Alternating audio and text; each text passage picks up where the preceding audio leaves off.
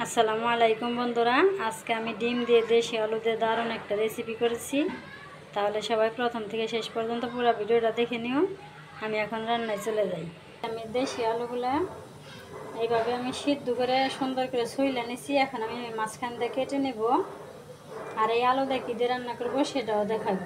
এখানে আমি 4টা ডিম নিছি, সিদ্ধ করে আমি সুন্দর করে ছুইলে নিছি। এই ডিমটা দিয়েই আমি ওই দেশি আলুটা দিয়ে রান্না করব। এইখানে আমি পেঁয়াজ কাঁচামরিচ কেটে নিয়েছি। এই যে বন্ধুরা, আমি এই দেশি আলু দিয়ে ডিম দিয়ে আমি সুন্দর একটা রেসিপি বানাবো। তাহলে সবাই দেখতে থাকো আমি কিভাবে রেসিপি করি। বন্ধুরা, আমি যে আলুটা এভাবে আমি 2 খণ্ড করে কেটে নিলাম, আর ডিমটাও আমি এভাবে কেটে নিলাম। এখন আমি রান্না করব। বন্ধুরা, আমি ডিমটা ভেজে নিব। তেল দিয়ে দিলাম, এখন আমি ডিম দিয়ে দিলাম। আমার ডিমটা ভাজা হয়ে গেল, এখন আমি উঠিয়ে নিব।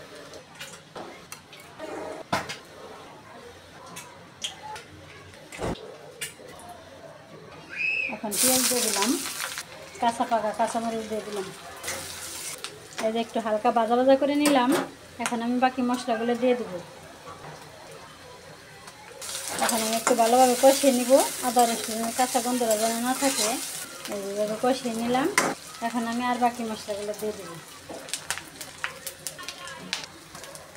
বন্ধুরা, এই যে সব মশলাগুলো দিয়ে আমি সুন্দর করে কষিয়ে নিলাম। এখন আমি আলুগুলো দিয়ে দেব। এখন আমি আলুটা সব মশলার সাথে ভালো করে কষিয়ে নিব। এই যে বন্ধুরা, আমি এইভাবে সুন্দর করে কষিয়ে নিলাম। এখন আমি পানি দিয়ে দেব। পানি দেওয়া হয়ে গেল।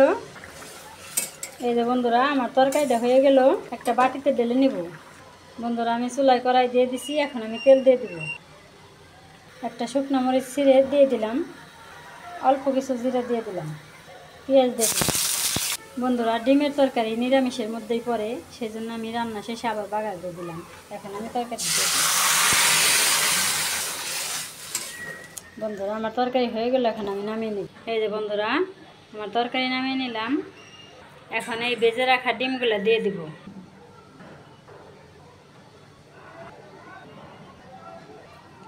এখন আমি ঝোলের ভিতরে ডুবিয়ে দিব, তাহলে ডিমের ভিতরে মশলাগুলো সব ঢুকে যাবে। এই জন্যে আমি এইভাবে সবগুলো ডিম আমি ঝোলের সাথে ডুবিয়ে দিলাম। বন্ধুরা, আমার এই ডিমের তরকারি কেমন হলো অবশ্যই কমেন্ট করবে, আর সবাই আমার পাশে থাকবে, সবাই আমাকে সাপোর্ট করবে। তাহলে ভিডিও এখানে শেষ করলাম। সবাই ভালো থাকবে, সুস্থ থাকবে, সাবধানে থাকবে। আল্লাহ হাফেজ।